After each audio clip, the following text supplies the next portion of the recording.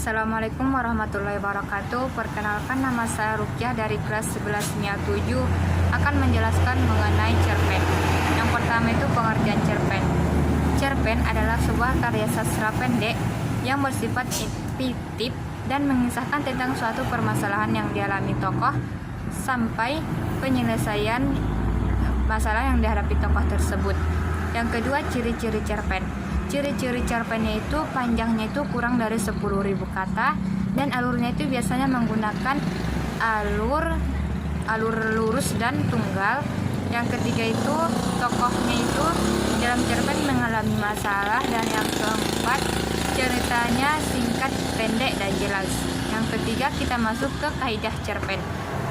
Kaidah kebahasaan cerpen yang pertama itu mempunyai kata sifat, mempunyai kata keterangan, menggunakan kalimat tunggal, bahasa yang digunakan tidak baku, dan juga menggunakan gaya bahasa. Gaya bahasa seperti pertentangan, perbandingan, dan lain-lainnya. Sekarang kita masuk ke struktur cerpen. Struktur cerpen yang pertama itu abstrak. Abstrak adalah ringkasan atau inti dari cerita yang berada paling awal cerita. Yang kedua yaitu orientasi. Orientasi adalah tahapan yang berisi pengenalan latar seperti latar waktu, latar tempat, latar suasana, dan lainnya. Yang ketiga itu komplikasi. Komplikasi adalah tahapan yang berisi urutan kejadian yang memiliki hubungan sebab akibat.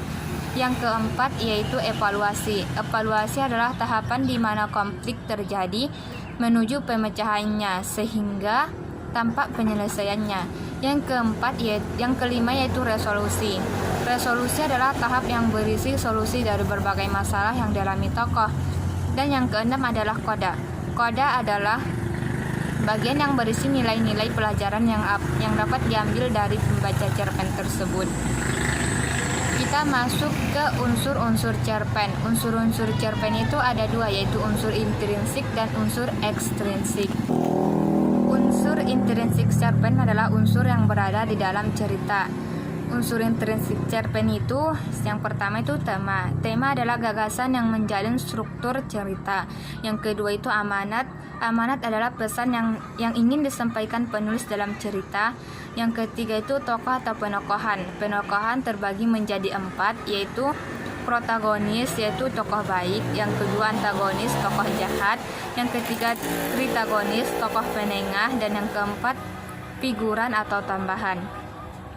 Metode penyampaian tokoh atau penokohan itu ada dua, yaitu secara analitik, yaitu penyampaian oleh seorang penulis secara langsung, yaitu biasanya berada dalam ceritanya. Yang kedua dramatik. Penyampaian sifat tokoh secara tersebut ini biasanya disampaikan melalui tingkah laku si tokoh dalam cerita.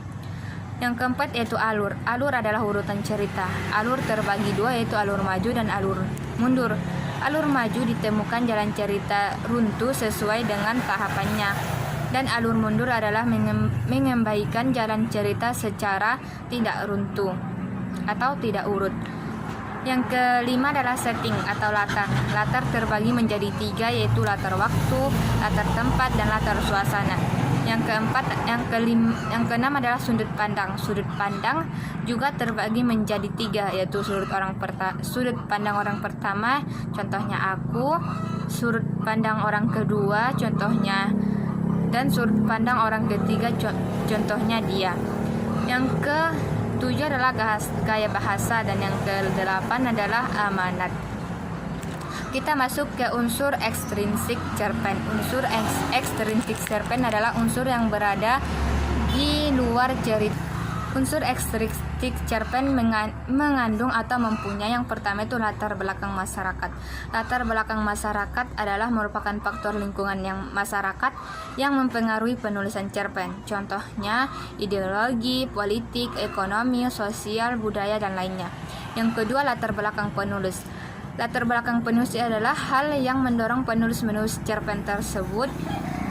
Contohnya itu riwayat penulis, keadaan atau kondisi psikologis penulisnya. Dan yang ketiga itu nilai yang terkandung dalam cerpen. Nilai-nilai yang terkandung dalam cerpen itu bisa nilai agama, nilai moral, nilai sosial, nilai budaya, dan lainnya. Sekarang kita masuk cara penulisan cerpen. Langkah yang pertama itu kita observasi atau pengamatan dan menentukan tema kita. Yang kedua itu menentukan latar, tokoh, sudut pandang, dan konflik yang akan kita buat dalam cerpen tersebut. Yang ketiga itu menyusun peristiwa-peristiwa yang ada dalam cerpen yang kita buat nantinya. Dan yang keempat adalah memilih kata-kata, karena cerpen itu adalah kata-katanya itu yaitu tidak baku, maka kita harus memilih-milihnya.